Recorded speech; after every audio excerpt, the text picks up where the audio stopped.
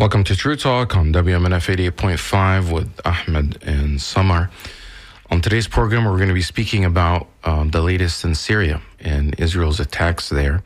Of course, since rebel forces have taken over most of Syria, toppling the 54-year reign of the Assad family and toppling Bashar al-Assad, Israel has taken advantage of the political vacuum there and security vacuum to actually bomb relentlessly different targets within Syria. What is Israel's endgame there, and what's the future of Syria with all these different international governments trying to get a piece of Syria? So Samar and I will be speaking to an expert, Mohammed Bazi, about that, and we'll also maybe take some of your phone calls. Of course, this is the post-Christmas show. This is kind of a slower week, I guess, maybe in news, but we're still here. This is live, and we're talking about important topics. So we're going to get to that and more when we come back. This is True Talk on WMNF. We'll be right back.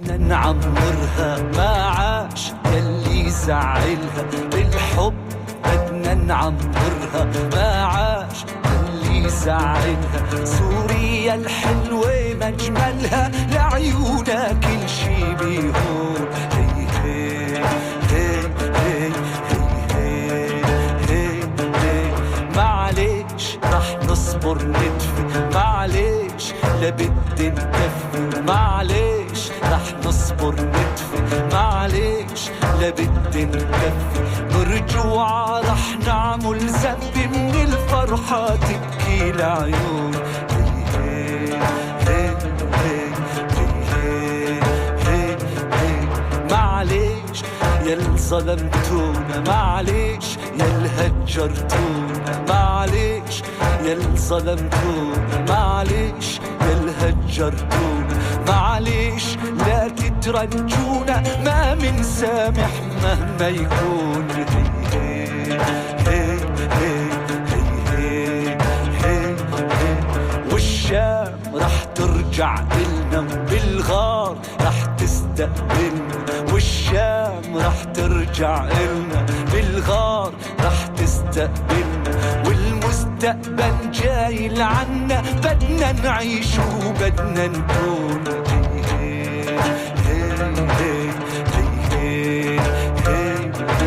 والشام جاي تلاقينا تعطر الدروب بياسمين. Welcome back to True Talk on WMNF 88.5. This was a song called بالحب بدنا نعمرها. With love, we're going to rebuild it or reestablish it. A resistance song out of Syria. It's actually 2 years old, and but it's still very relevant. A lot of Syrians are asking, how are they going to rebuild their country? What is the future going to look like? Samar is joining me now from live. Assalamu alaikum. Merry Christmas to all our listeners and Happy New Year's. It's next week. This is very, like you said, Ahmed. What's next week? Next week is New Year's. Yeah, the year has gone by so fast. And I mean, well, since you mentioned Christmas, now you and I don't actually celebrate Christmas, but we wish people who do celebrate Christmas to have a happy Christmas. But that does not mean that our faith, because we're both Muslim, that we don't recognize and believe in Jesus and his birth, right? Of course. We have a whole chapter in the Quran called Maryam, after his mother. It's one of the very beautiful chapters. If people are curious, they can Google Quran and then Google the chapter Maryam and read about how in the Quran the miraculous birth of Jesus is mentioned, and how she brought him to her people, and they said, how could you have such a child out of wedlock, and then the baby speaks and defends his mom. It's beautiful. Right. It's actually very intimate details that you cannot even when Christian friends of mine like read the chapter called Maryam in the Quran. One, they're surprised that there's even a chapter in the Quran dedicated to Maryam, because they don't find a similar chapter in the Bible dedicated to Maryam or named after Maryam. And they're surprised about the amount of detail found in the Quran about the story, how she gave birth, that it was a virgin birth, that Muslims believe that Jesus was born of this miraculous virgin birth.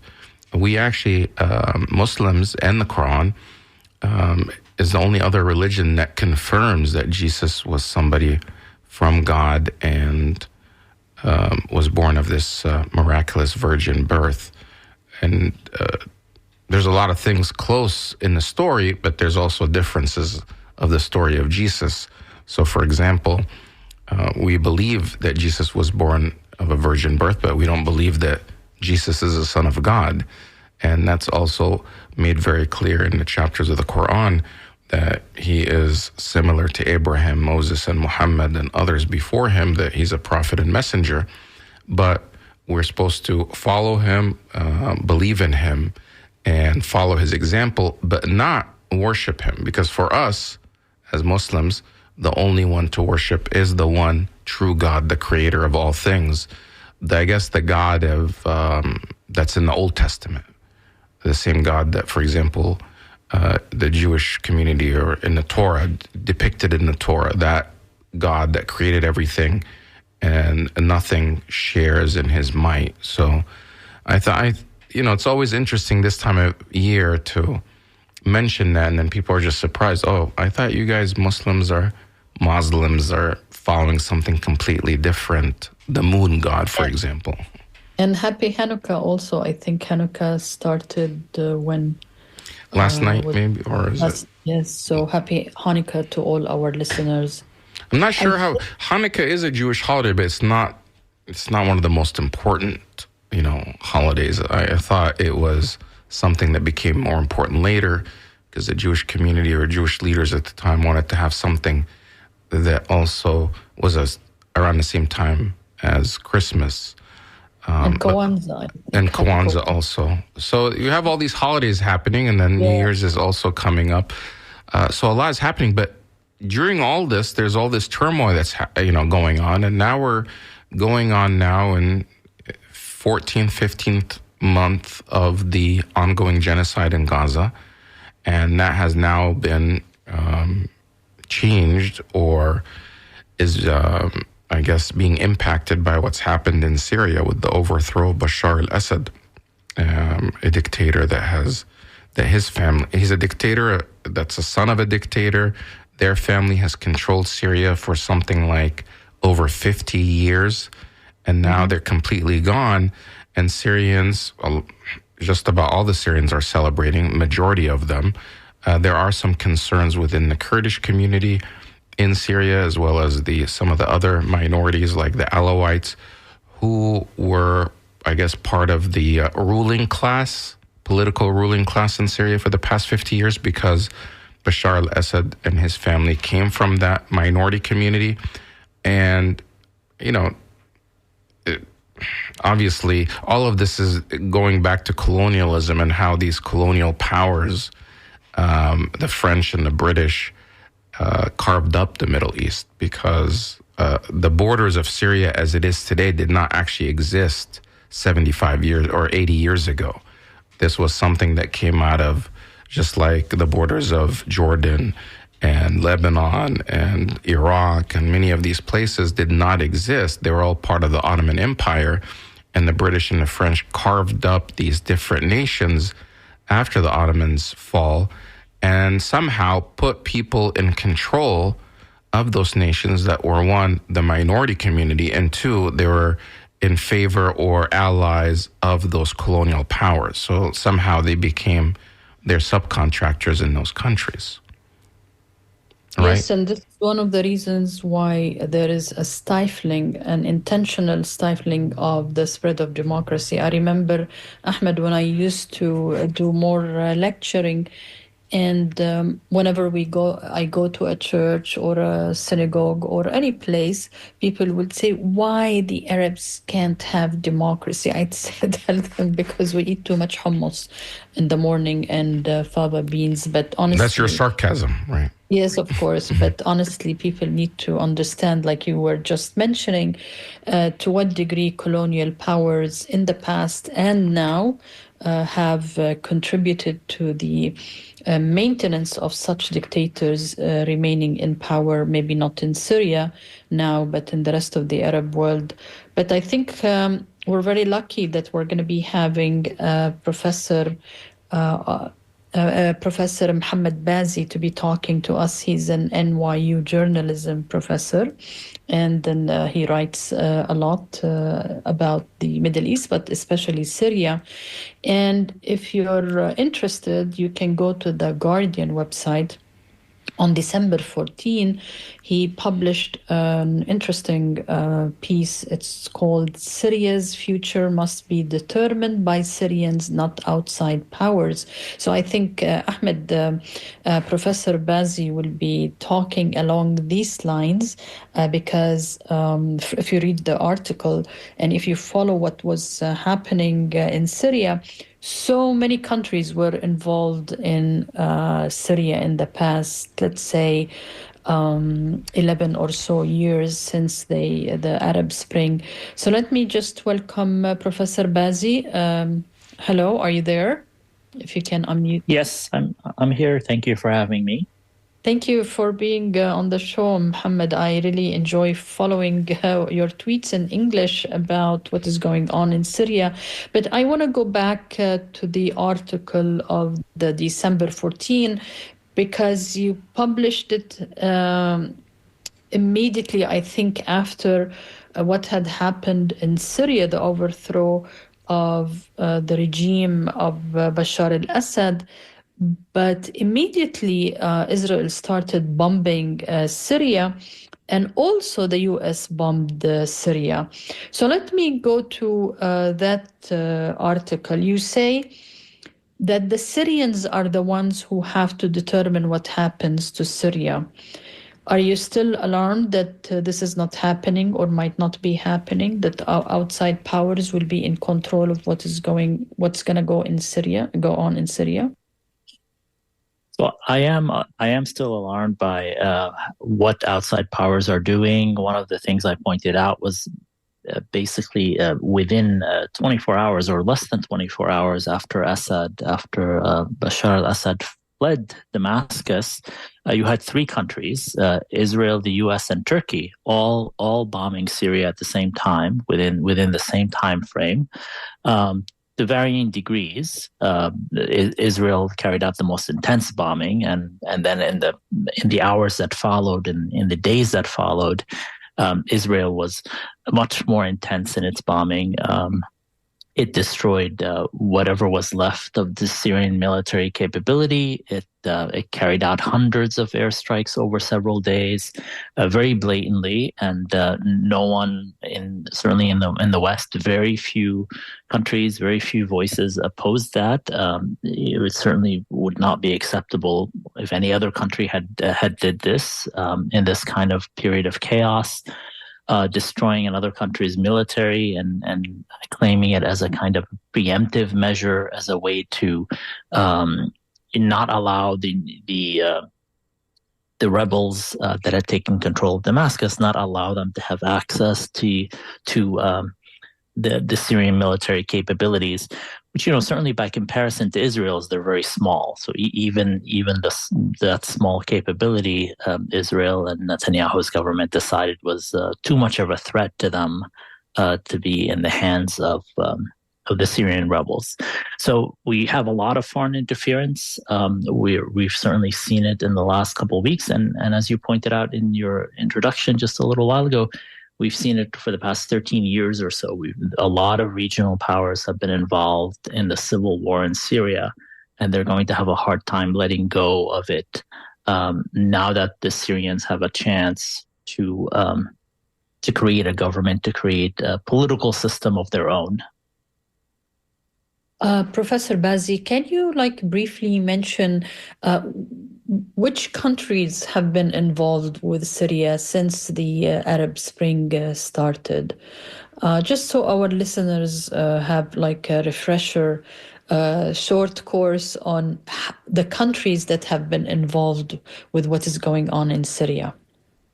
Sure. So you had, as the uprising started, and it started much like the other uprisings in the Arab world.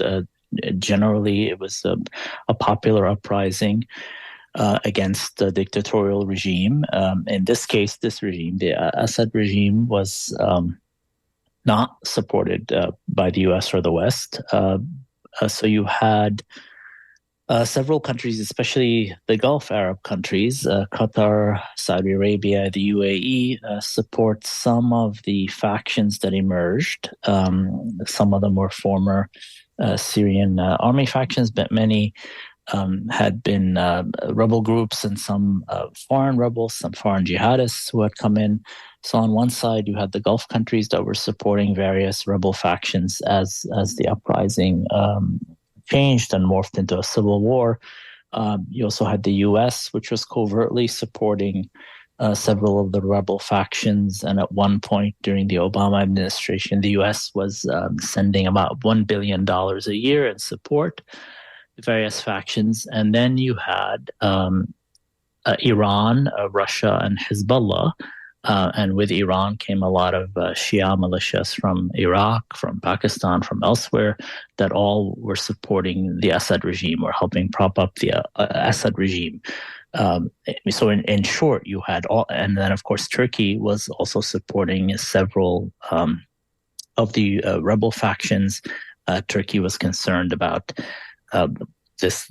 Certainly, they were concerned about the Assad regime itself, but they were very concerned about Kurdish groups. And then you had several Kurdish groups that ultimately ended up being supported by the U.S., largely the SDF forces, the Kurdish militia, and then in later years you had the emergence of ISIS, both in Iraq and then into Syria, and that became the priority for the Western powers to try to contain ISIS and also to prevent Syrian refugees from trying to reach Western Europe and to reach the West.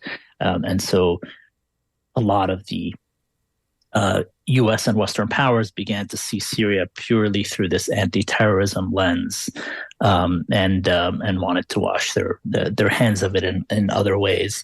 So a lot of regional and foreign powers were involved as the civil war morphed and as it went on, and now we have a situation where, for the most part, Iran and Russia have stepped back since Assad has fled, and now we have more of the Western powers. We need to see what they end up doing, and also, Turkey seems to be the biggest immediate beneficiary of the rebels being able to move so quickly and take Damascus and lead to the fall of the Assad regime.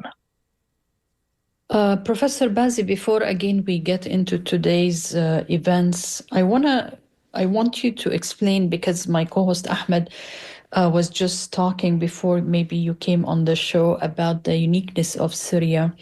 And, it's an ancient civilization, but when we're going to be discussing now and alluding to what you have just said, we're going to be mentioning Alawites, Kurds, maybe Christians, minorities.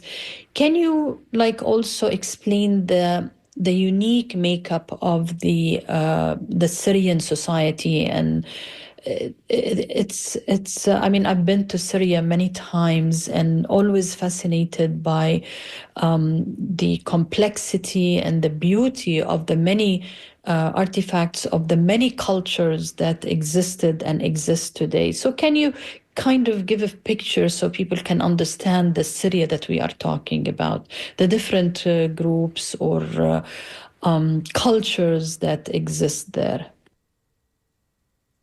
Sure. So you have a number of ethnic groups and religious groups. The main ethnic variations you have. It's a mostly Arab country, but you also have Kurds who are ethnically different than Arabs, and the Kurds extend into other parts of the region. Certainly, there are Kurds in Turkey, in Iran and Iraq, but there's a significant number of Kurds in Syria, and then you have the Arabs, and they're split religiously among Sunnis, Christians, and a small number of Shia, and then the Alawites, which is a sect that's an offshoot of Shiism, and that happened to be the sect that the Assad family came from.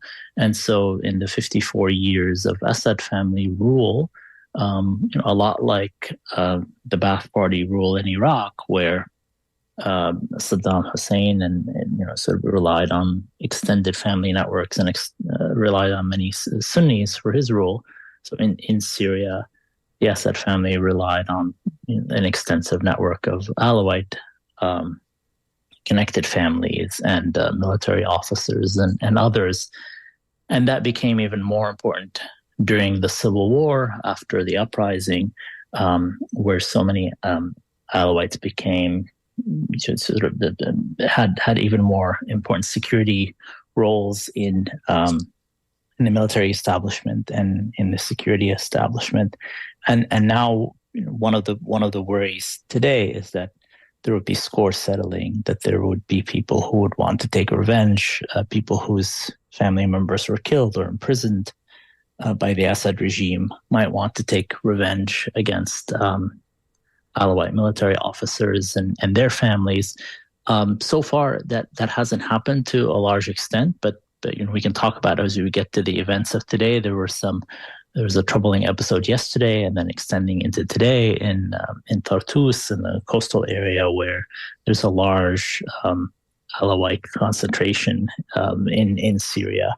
So that's the very rough, basic overview of the makeup of the society right now, and it's a Sunni Arab majority country that was for a long time ruled by a family from the Alawite minority.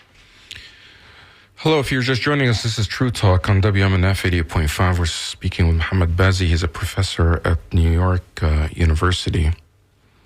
And we're speaking about the future of Syria and what's happening there. The Alawites have ruled there for many years, and, by all accounts, or at least an Alawite family, but Bashar al-Assad and his family were backed predominantly in the military by Alawites in the military that were carrying out many atrocities that were documented by human rights organizations. And there was a lot of ethnic cleansing. And of course, he was then supported by Iran militias, as well as the Iran government and Russia. In your opinion, do you think that the reconciliation can happen without any type of accountability for those that assisted Assad in his, tyranny and campaign, which caused the death of hundreds of thousands and displaced millions? Well, there certainly needs to be accountability. There needs to be accountability for the crimes of the regime before the war and the crimes of the regime after the war, which were significantly worse. As you're saying, there were hundreds of thousands of people killed, many of them by the regime, people who were imprisoned and tortured. So there needs to be accountability for all of these crimes, and there needs to be, rather than a kind of individual score settling, which is always the danger in a post-Civil War scenario like this one. There needs to be a system, and possibly a system that involves some international involvement. So far we're seeing some isolated cases of score settling, and the danger is that those cases would spin out of control or expand, or also there seems to be some pockets of support for the Assad regime and the Assad family and some former regime members, who would like to cause havoc in some ways, and also don't want to protect themselves and their allies from being held to account. So would want to stop the kind of emerging rebel-led order in Damascus, to stop them from going after the rebels in the kind of interim government that they've established. They've been trying to go around and arrest former regime officials, former security officials, people who are involved in the prisons, especially, and in the torture. And so, as that unfolds, there will be people who will try to resist that and cause havoc and try to play on the kind of Alawite fears of the Alawite community as a whole, fearing repercussions from a Sunni-led government. And I think that we have to see how that unfolds. Yeah, I mean, it seems like reminiscent of what happened in Iraq post the invasion, which, for the most part, Baghdad was toppled without a lot of fighting. The fighting that Saddam Hussein promised didn't necessarily play out, and likewise, with the rebels that advanced on Damascus, there wasn't much of a fight. People, Assad fled, and his military and security forces disappeared back into civil society. They took off their uniforms, and now they're among the people. Some of them may still have their weapons. They could, maybe start an insurgency, but within the chaos, a lot could happen. What are some of the lessons that the interim administration or the rebels can learn from Iraq to make sure something similar doesn't repeat itself? Because obviously there was a lot of divisions and a lot of, like you were saying, score settling. They were going after, in that situation, it was the Shia militias and groups that were coming and trying to settle scores, and there were all these hit squads, and it wasn't necessarily there wasn't much reconciliation happening. Of course, the difference with that was it was a invasion that was led by the United States, a foreign power, whereas this was more of a local rebel insurgency. Yeah, it's a very interesting comparison with Iraq that you're laying out, and there are lessons for the interim government, for the rebel leaders who have not taken control of Damascus. So far in the short period, we're a little over 2 weeks since the fall of Assad.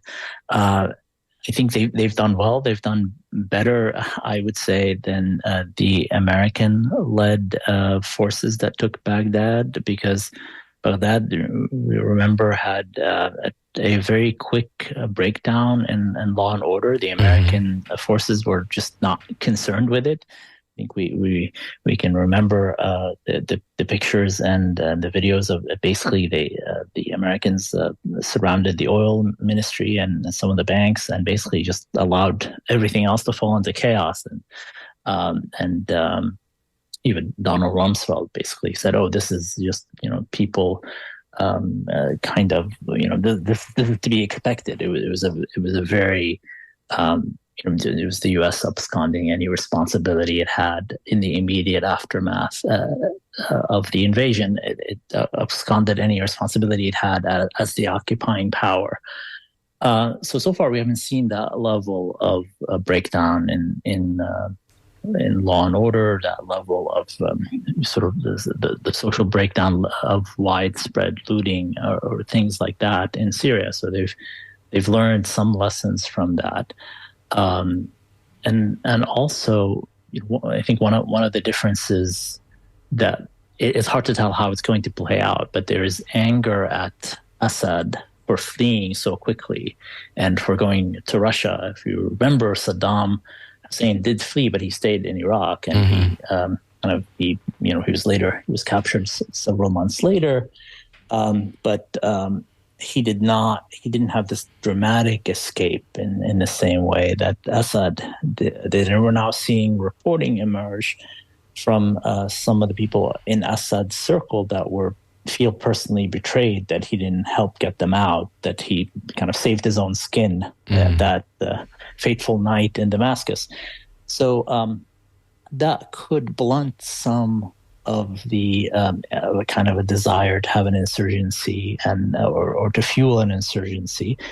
But there will be people whose self-interest is to have chaos and not to be held to account. And that could be one of the things. And also foreign support. If we see foreign countries, helping fuel the insurgency, that could, if they're, sending money, sending weapons, sending people to help. And we'll see how that plays out in the next few months. But there's definitely, there are the elements are there on the ground for that to happen. The question is whether the mixture of events and the mixture of foreign support and foreign intervention would lead to that, or not. And then the actions of the rebels themselves and the rebel leaders. And I would say so far, they've been fairly sensitive to that. They've tried to be sensitive to the concerns of minorities. Again, we're seeing reports of kind of isolated attacks on Alawites, of Christians, on others, on kind of some score settling. But it's not widespread, but it's still early. It doesn't seem like it's systematic or a policy of the leaders or the current administration to actually go and do that. And it raises a question whether are these really a score settling or are there something more nefarious going on to actually create this type of fear and chaos and polarization, sectarianism to fuel it? Because there was it seemed like an invincible hand that was at play in Iraq immediately after the fall of Saddam to instigate sectarianism more and more, with the bombing of Shiite shrines, for example, in Sunni areas, and blaming it on like Sunni or insurgency and vice versa, to create this kind of sectarianism that didn't necessarily exist in Iraq before the fall of Saddam. I mean, it was there, but people coexisted. It didn't rise to the level.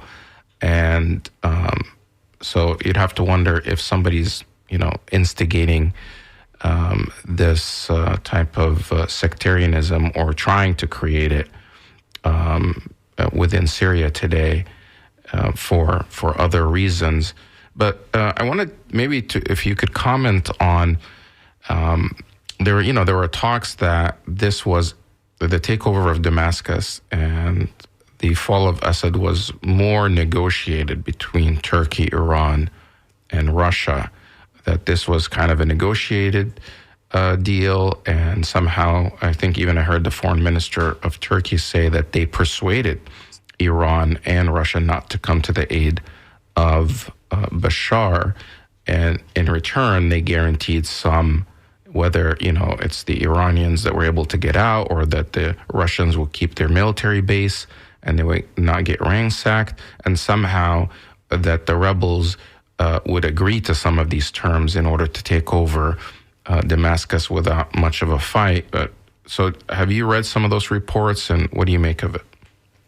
Yeah, I've seen references to these possibilities, and it's all within the realm of possibility. Certainly, I don't have any kind of inside information on whether any of it played out this way. And I think it's going to take us some time, months or possibly years, to get the kind of full accounting of what happened in those days leading up to the fall of the regime, leading up to Assad's kind of sudden escape from Damascus. And, probably all the players were pretty shocked at how quickly the Syrian military was handing over territory, was withdrawing and refusing to fight for Assad. And, the conditions on the ground, in retrospect, make it pretty clear. I mean, if you're earning the equivalent of $20 a month for this regime that has basically only been concerned with enriching itself the last 10, 13 years and letting the economy collapse, letting the sanctions take hold, sort of just allowing the destruction of any sense of economic order in society. There's not a lot of incentive to fight for that regime, and unless you're at kind of the top of it and you're the beneficiary. But there was only a handful of people to do that. It's been interesting that the Russian bases have been left alone, and the Russians might get a deal to continue to have these bases. I think they want to continue to have these bases, and there's an interesting argument that for the new rulers of Syria, the kind of whatever rebel coalition is able to take power and sustain power, it might be in their interest to have Russian bases there, because at one time down the line, they might actually confront the U.S. Right. And it would be helpful to have at least a Russian military presence, not necessarily that the Russians are going to fight the U.S. for them, but to have options other than the U.S. As a deterrent. Yes, exactly. And we're already seeing, it's maybe it should be entirely surprising, but it is interesting that the U.S. hasn't lifted the sanctions yet. They're trying to leverage the sanctions. The U.S. hasn't really given up control of the oil fields that they and the Kurdish allies, the Kurdish forces, have control over many of Syria's remaining oil fields. So all of that is still playing out, and we'll see where it leads, but. The West is not necessarily going to be the best friend of this new government. Right, and especially, they're using this to try to negotiate, maybe favorable terms for the United States, or access, or other things, because Syria continues to be a very strategic location. A lot of the people, especially like on social media and what would be considered the anti-imperialist left, which, we have some of those listeners on our show as well. And that would point to that somehow Bashar al-Assad was a friend of the Palestinians, was a defender of Palestine, was somehow part of the axis of resistance, and was anti-Israel. During their reign, during Bashar's reign, or even his father's, or especially in the past, since Bashar has been there, has Israel faced a threat from the Assad regime during that time? Yeah, that's a very good question, and the short answer is really no, it hasn't. It's been the quietest border, certainly, and we have a lot of Israeli officials, including Netanyahu himself, at various points saying that border, this Syrian-Israeli border, is quiet. It's Assad and his regime talked a big game about the Golan and getting it back and confronting Israel, but realistically, they didn't do anything themselves. I guess one of the important things they did, but they largely did that for Iran and Hezbollah, was to kind of allow this land bridge for Iran to deliver weapons through Syria to Hezbollah. And that was very important for Hezbollah to build up its missiles, stockpile of missiles inside Lebanon. And that route is no longer available. Iran has said that. Hezbollah has said that. But the Assad regime itself never confronted Israel. And we've seen a lot of statements from Israeli officials that they preferred Assad to stay, a weakened Assad. They preferred this weaker Assad to rebels that they don't know where they stand. I mean, the rebels aren't running to confront Israel either, for sure. I mean, Israel has now invaded Syria in the last 2 weeks and bombed, carried out whatever the count is, something like 500 airstrikes to destroy the Syrian military assets. So we've seen kind of a quiet on that front for something like the last 40 years.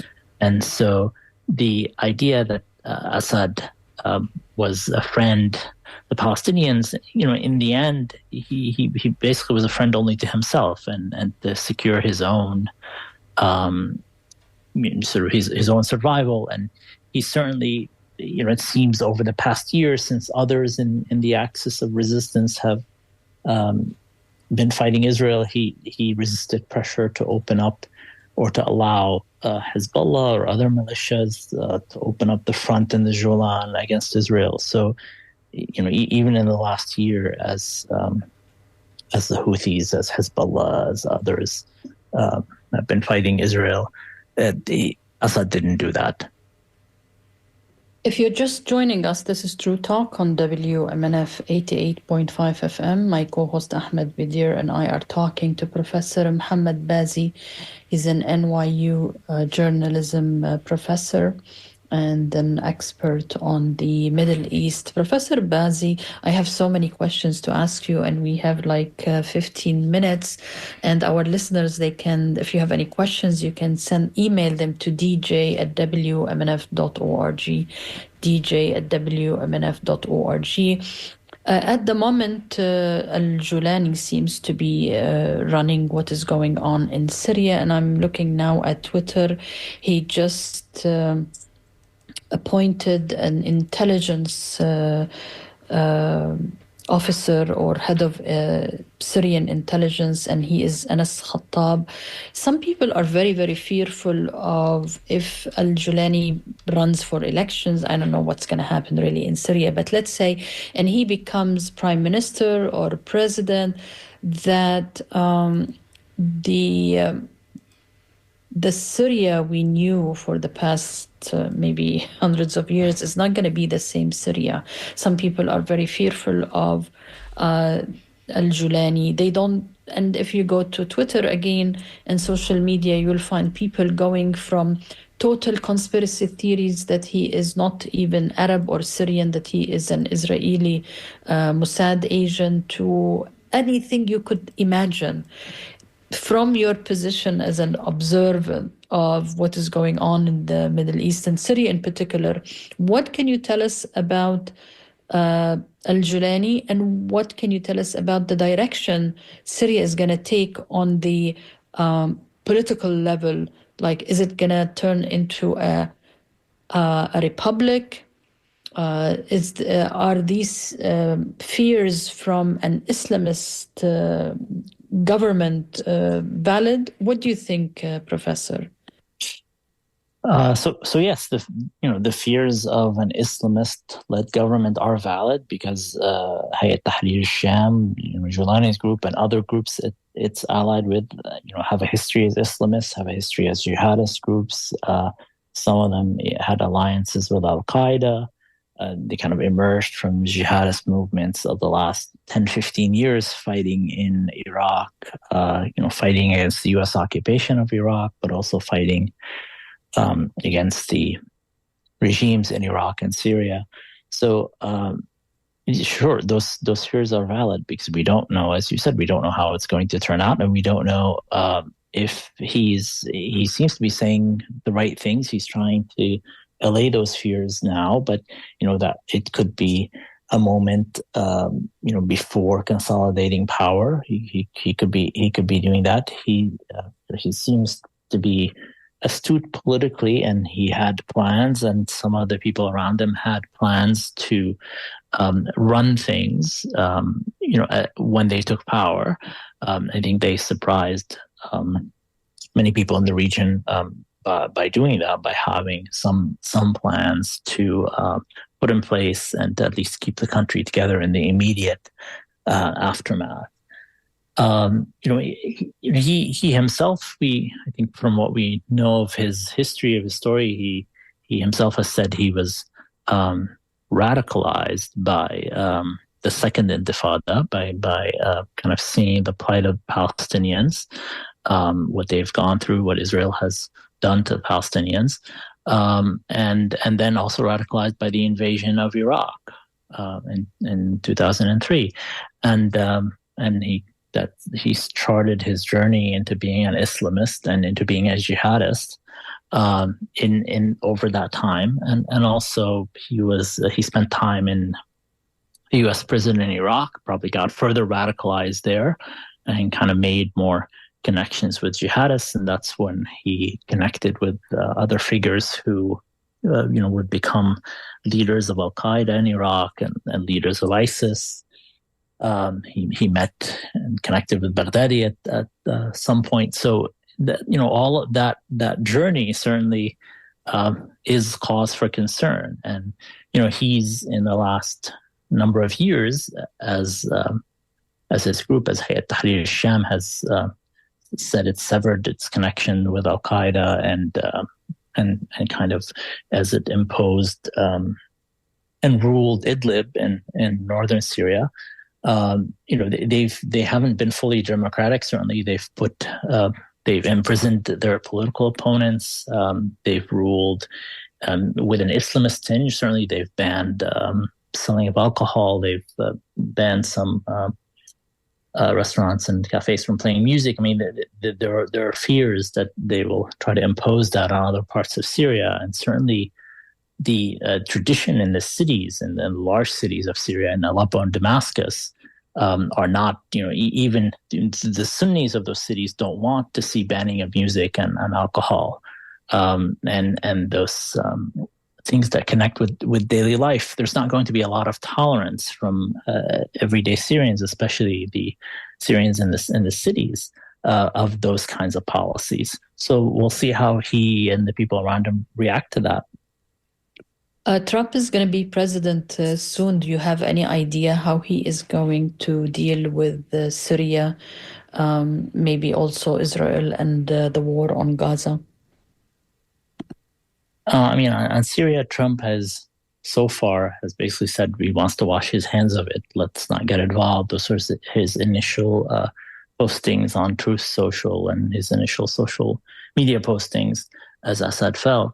But his administration is going to be involved because the U.S. has a presence. It has troops in Syria. It has the support of the Kurdish forces, the support it provides to the SDF and others, control of the oil fields. And so his administration is going to play a role in Syria.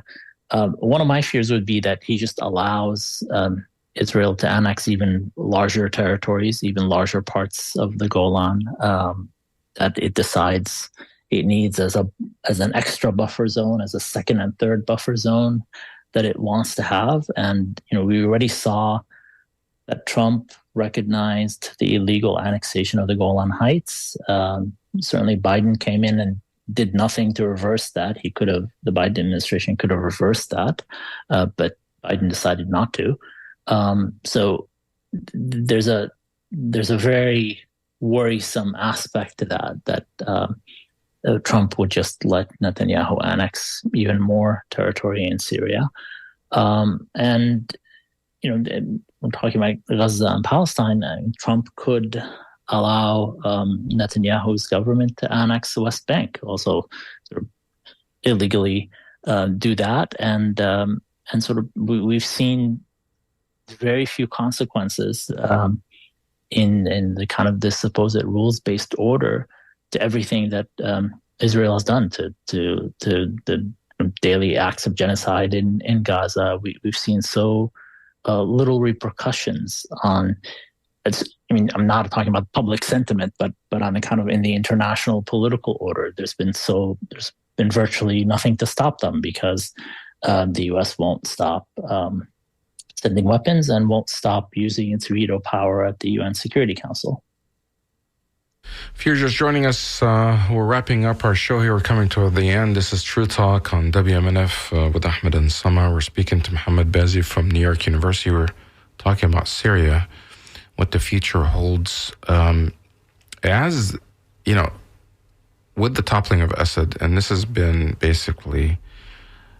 Syria has been under dictatorship and tyranny for over the 50 years. They haven't had any form of democracy or civil rights. One of the things or human rights, or any type of rights, except whatever the regime allows. One of the frustrations, and I even noticed it in one of the interviews, I think by the BBC with Al-Julani, the de facto leader of HTS and the current, I guess, leader of the interim administration, who may eventually run for president.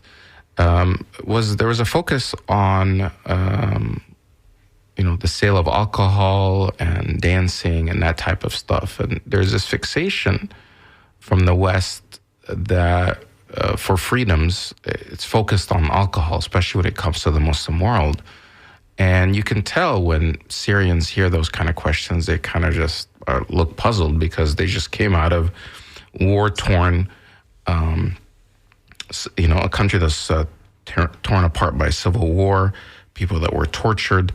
There's no infrastructure, there's no economy, people were starving, hundreds of thousands killed, millions displaced, and the West is just concerned about the rights of being able to drink alcohol. Or there was a story about, some bar that is continuing to serve alcohol in Damascus, and that's somehow a good sign.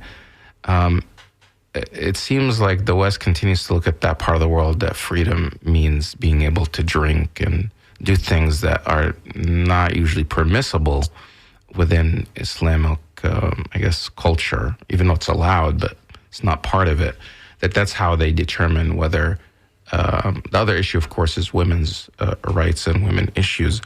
But in what should the current administration or government, in their way to form a new country and build a nation, because in reality they're starting all over, what are some of the things that they should focus on first before they get to some of these other individual freedoms? Because that seems to be the focus of what the West is concerned about, individual freedoms instead of necessarily collective, society concerns. Mm-hmm. Yeah, I think you're right. There is an excessive focus in the West on the individual freedoms. I mean, they're important to an extent, but that there is an over-focus, certainly right now, and there's a disconnect between what Syrians themselves care about. And while many will care about the individual freedoms, they also want the political freedoms and the economic freedoms and the policies that would lead to some economic, at least, well-being and prosperity that the former regime didn't provide. So I would say at the top of what we're hearing from Syrians, and especially Syrians who were active in the early parts of the uprising, is wanting a new constitution that guarantees political freedoms, that guarantees all of the rights that the Assad regime took away and didn't recognize, that guarantees the right to political dissent, which al-Julani and his group have had trouble with. We need to be honest that they haven't really allowed political dissent in Idlib. So those are very critical things for Syrians. I think one of the reasons that they're less resonant with the West, aside from that kind of historic focus on the clash with Islam, or the supposed clash with Islam. So aside from that, is that actually a strong Syria is not really in the West's interest. A strong independent Syria is not going to be, the West is not going to be very keen on that. Partly it's not going to be keen on the potential threat to Israel. It's not going to be keen just on a strong secular independent Syria that pursues its own self-interest and its own policies. Mm-hmm. So that, I think that's one of the realities we're dealing with. And certainly the West doesn't have the best intentions in mind for Syrians. Okay, well, thank you very much for joining us, Mohammed Bazi from New York University. I hope to have you back on. Thank you. Thanks. Okay. So this kind of wraps up our program. We're going to end with this بالحب بدنا نعمرها. With love, we're going to rebuild it. And by the way, Samar, you didn't see this, but in the studio, I had my daughter joining me today in the studio. And she's been listening in to us. She had her headphones on. And Mariam, you want to say hi? Hello. Hello. So, good to have you, Mariam, in the studio. Yeah, you're missing it. Preparing to take my place or something? No, it's not. She's just filling in. She's sitting in your seat, and she's enjoying. Mariam, would you like to be on the radio in the future, or what? I don't know.